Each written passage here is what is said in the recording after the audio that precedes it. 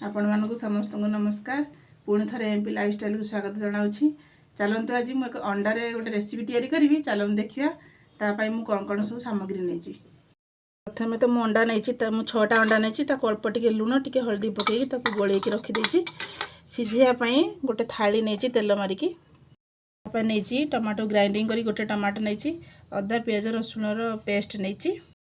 सब बेले जो पाउडर मसला नहीं सब पाउडर मसला को नहीं जाइए।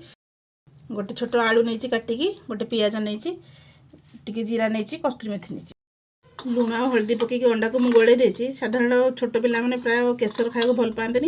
एमती जदि आप करेंगे पिला माने निहाती खाइबे। तापर जो तेल मारिकी रखी थाली आम से ढालीदेवा। पानी मुझे आगुरी कड़े बसई गरम कर देती। पानी पूरा फुटीगला। एवं से गोटे स्टाण्ड देकी थाली की आम कौन कर रखीदे। हाई फ्लेम रे देकी 5 मिनट में घोड़े छाड़दा। जदि न सीझी आउ गोटे मिनट 2 मिनट घोड़े देखो 5 ରୁ 6 मिनट हो गला। अंडा भी पूरा सीझीगला। एवं गैस को बंद करदा ठंडा हाँपाई छाड़देवा। पूरा ठंडा हो गला मुझे तलू बाहर कर दे। आउ गोटे थाली की ओल्टेदवा पनीर सेप्र काटिदेवा। ये केवल लुण और हल्दी देती अंडा देती आउ किसी भी देनी। एमती पनीर सेप छोट छोट कर काटिदेवा। तापर कड़े अल्प तेल देकी भाजीदेवा। कड़े पूरा गरम हो गई। मुझे गरम कर तेल पकई रखी आम भाजवा।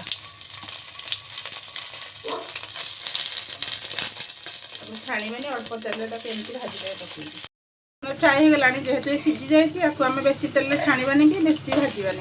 एवं कौन करा कड़े बाहर करदेवा। पूरा गरम हो जाए से तेल 2 ରୁ 3 चमच पकई देती। कलर पर अल्प टिके दवा चीनी से पकईदेवा। जीरा आउ कस्तूरी मेथी पकईदेवा। कटा पियाज अधा भाजीगला से जो काटिकी रखी आलू पकईदेवा। मैंने आलूटा को मुझे तेल भाजीनी कि सीझेनी।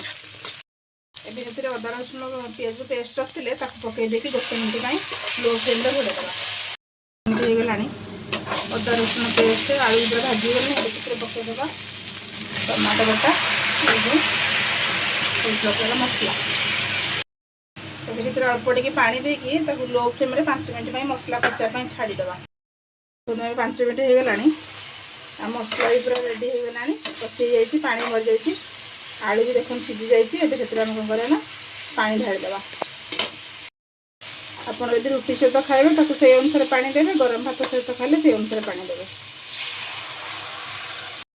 भल से फुटीगला। जो आम अंडा को भाजिकी रखते अच्छे पकईदेवा। आम देखीदे 2 मिनट हो गला। एवं देखो अंडा बढ़िया भाव में फुली जाइए। आम गैस को बंद करदेवा।